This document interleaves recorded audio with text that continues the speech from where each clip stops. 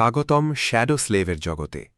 আজ আমরা জানব এই উপন্যাসের অসাধারণ পাওয়ার সিস্টেম কিভাবে কাজ করে, কেন এটি এত ইউনিক এবং কেন এটি আধুনিক ফ্যান্টাসি নভেলের অন্যতম সেরা পাওয়ার সিস্টেম হিসেবে বিবেচিত হয়। চ্যাপ্টার 1, নাইটমেয়ার স্পেল কি। শ্যাডো স্লেভের পুরো পাওয়ার সিস্টেমের কেন্দ্রবিন্দু হল নাইটমেয়ার স্পেল। এটি কোনো মানুষ তৈরি করেনি, কেউ জানে না এটি কোথা থেকে এসেছে। নাইটমেয়ার স্পেল রহস্যময়ভাবে মানুষকে নির্বাচন করে।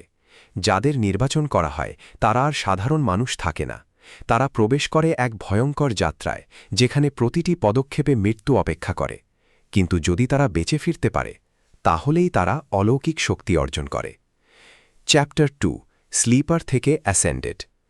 নাইটমেয়ার স্পেল বেছে নেওয়ার পর একজন মানুষকে প্রথম নাইটমেয়ার ট্রায়াল সম্পন্ন করতে হয়। সফল হলে সে হয় স্লিপার। এরপর ধীরে ধীরে আরও শক্তিশালী স্তরে পৌঁছানো যায়।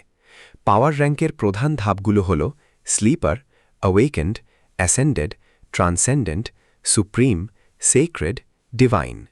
প্রতিটি র্যাঙ্ক আগেরটির তুলনায় অনেক বেশি শক্তিশালী। উচ্চ র্যাঙ্কে পৌঁছালে একজন ব্যক্তি সম্পূর্ণ যুদ্ধক্ষেত্রের ফলাফল বদলে দিতে পারে। Chapter 3, soul core. শ্যাডো স্লেভের সবচেয়ে গুরুত্বপূর্ণ বিষয়গুলোর একটি হল সোল কোর। এটি একজন অ্যাওয়েকেন্ডের শক্তির মূল উৎস। সোল কোর যত শক্তিশালী হবে তত বেশি এসেন্স ধারণ করা যাবে, আর তত বেশি শক্তিশালী ক্ষমতা ব্যবহার করা সম্ভব হবে। কিছু বিশেষ ব্যক্তি একাধিক সোল কোর তৈরি করতে পারে, যা তাদের অন্যদের তুলনায় অনেক বেশি শক্তিশালী করে তোলে। Chapter 4, soul essence. সোল কোরের ভেতরে থাকে সোল এসেন্স। এটি অনেকটা শক্তির জ্বালানির মতো। যখন কেউ এবিলিটি ব্যবহার করে, অস্ত্র সক্রিয় করে বা বিশেষ ক্ষমতা চালায়, তখন সোল এসেন্স খরচ হয়। এসেন্স শেষ হয়ে গেলে শক্তিশালী যোদ্ধাও প্রায় অসহায় হয়ে পড়ে। তাই শ্যাডো স্লেভে শুধু শক্তি থাকলেই হয় না, সঠিক সময় শক্তি ব্যবহার করাটাও সমান গুরুত্বপূর্ণ। চ্যাপ্টার 5, অ্যাসপেক্ট কি। পাওয়ার সিস্টেমের সবচেয়ে ইউনিক অংশ হল অ্যাসপেক্ট। প্রত্যেক অ্যাওয়েকেন্ড একটি অনন্য অ্যাসপেক্ট পায়। অ্যাসপেক্টটি নির্ধারণ করে আপনার বিশেষ ক্ষমতা কি হবে। কেউ আগুন নিয়ন্ত্রণ করতে পারে, কেউ ছায়া, কেউ গতি, কেউ ভবিষ্যৎ অনুভব করতে পারে। দুইজন মানুষের অ্যাসপেক্ট কখনো পুরোপুরি এক হয় না। এই কারণেই প্রতিটি যুদ্ধ সম্পূর্ণ আলাদা অনুভূতি দেয়। Chapter 6, aspect rank. সব অ্যাসপেক্ট সমান শক্তিশালী নয়, এগুলোরও আলাদা র্যাঙ্ক রয়েছে। Dormant, awakened, ascended, transcendent, supreme, sacred, divine. Aspect যত উচ্চ র্যাঙ্কের হবে তার সম্ভাবনাও তত বেশি। তবে উচ্চ র্যাঙ্ক মানেই নিশ্চিত বিজয় নয়। ব্যবহারকারীর দক্ষতাই শেষ পর্যন্ত সবচেয়ে গুরুত্বপূর্ণ। Chapter 7, flaw. শ্যাডো স্লেভের সবচেয়ে বিখ্যাত ধারণা হল ফ্ল। প্রত্যেক অ্যাওয়েকেন্ডের একটি ফ্ল থাকে।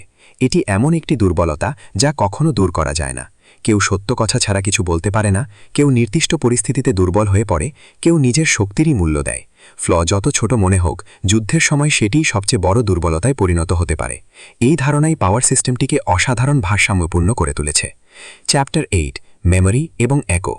নাইটমেয়ার ক্রিচারকে পরাজিত করলে অনেক সময় পাওয়া যায় মেমরি।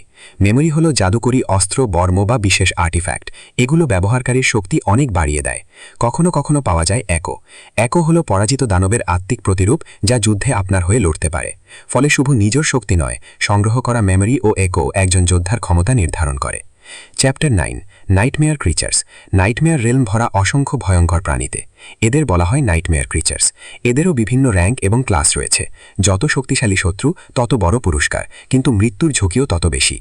চ্যাপ্টার 10, কেন এই পাওয়ার সিস্টেম এত জনপ্রিয়। শ্যাডো স্লেভের পাওয়ার সিস্টেম এত জনপ্রিয় হওয়ার কারণ এখানে ওভারপাওয়ার্ড হওয়া সহজ নয়। প্রতিটি শক্তির সাথে রয়েছে সীমাবদ্ধতা, প্রতিটি ক্ষমতার সাথে রয়েছে মূল্য, আর প্রতিটি যোদ্ধার এমন একটি ফ্ল রয়েছে যা তাকে সবসময় মানবিক ও দুর্বল রাখে। এই ভারসাম্যের কারণেই প্রতিটি যুদ্ধ উত্তেজনাপূর্ণ এবং অনিশ্চিত লাগে। এন্ডিং।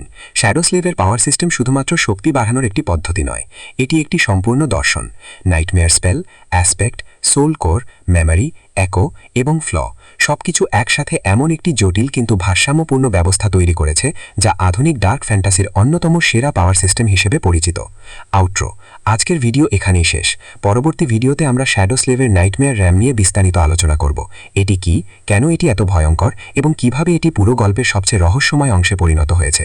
ভিডিওটি ভালো লাগলে লাইক করুন, চ্যানেলটি সাবস্ক্রাইব করুন আর কমেন্টে জানান আপনি কোন বিষয়টি আগে দেখতে চান, নাইটমেয়ার ক্রিচার্স, অ্যাসপেক্ট সিস্টেম নাকি সানিয়ের শ্যাডো পাওয়ার্স।